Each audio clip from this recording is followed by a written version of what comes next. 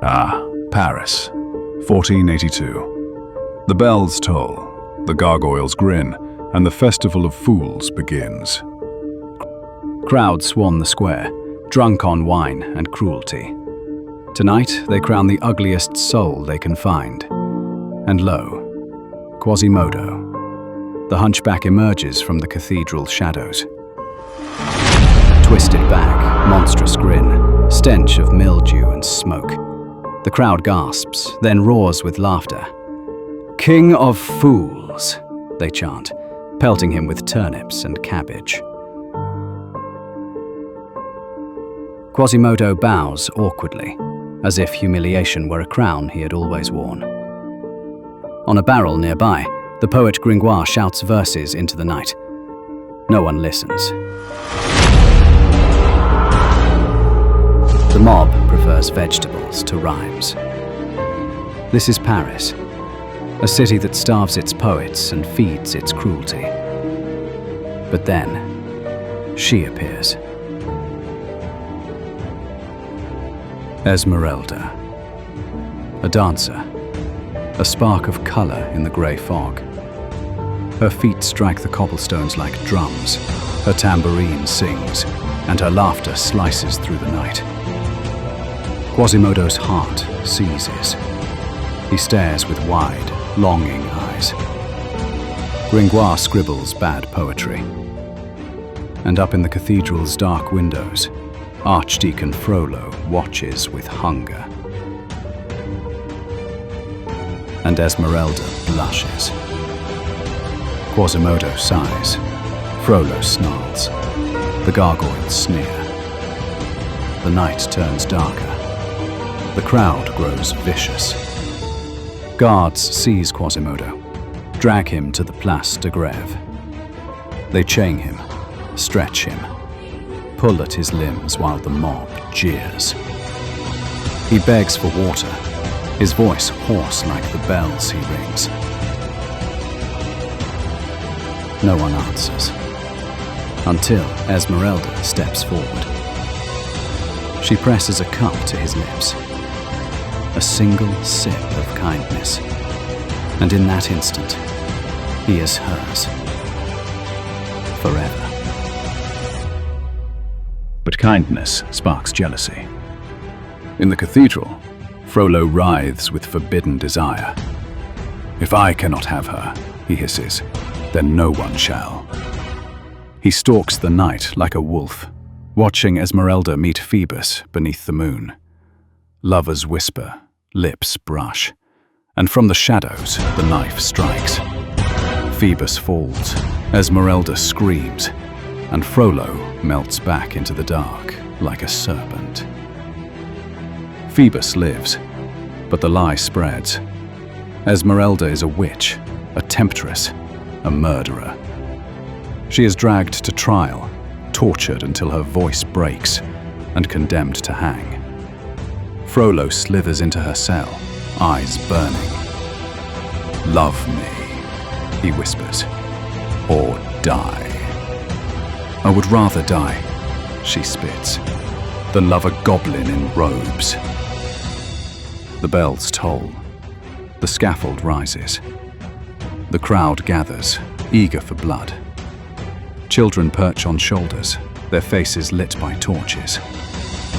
Esmerelda trembles, staring into the sea of faces, praying for rescue. And she sees Phoebus, alive, beautiful. Hope floods her eyes. But Phoebus turns away, vanishing into his fiancée's embrace. Her noose tightens. The drumbeat begins. And then, thunder. The bells roar, shaking the square. Out of the sky he comes, Quasimodo, swinging from a rope like a demon from the tower. He seizes Esmerelda and bellows, "Sanctuary!" The word thunders across Paris, rattling windows and hearts alike. He carries her into Notre Dame, into shadows and stone. There, for a time, she is safe. He adores her from afar. She sings. He listens, though he cannot hear. She weeps. He watches, though he dares not touch. Their friendship is fragile, a flickering candle in a storm. But darkness does not sleep. Parliament decrees she must be removed. A mob gathers, torches blazing, to storm the cathedral. Quasimodo mistakes them for murderers. He rains down stones, molten lead. The fury of bells. The gargoyles grin as men scream below. The square becomes a graveyard. Amidst the carnage, Frollo steals Esmerelda away. He hisses his final bargain. Love me, or hang. She chooses the rope. At dawn, she sways upon the scaffold, a white figure against the sky. Frollo laughs, cold and triumphant.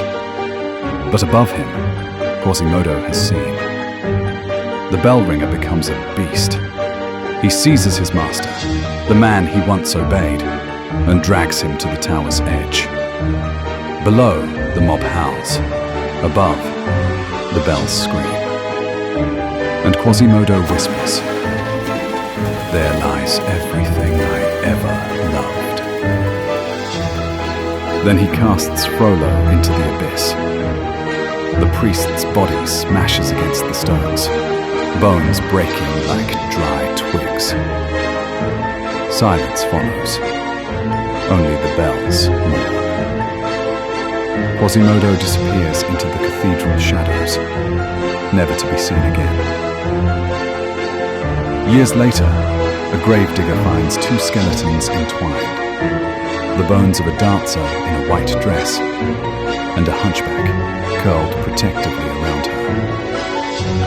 When they are touched, they crumble into dust together. And so ends the tale. At first, a festival of fools, a comedy of turnips and drunks. But in the end, a ghost story, where the laughter dies and only tragedy remains. Because Notre Dame remembers, its bells still toll. And in the echoes, if you listen closely, you might still hear his cry.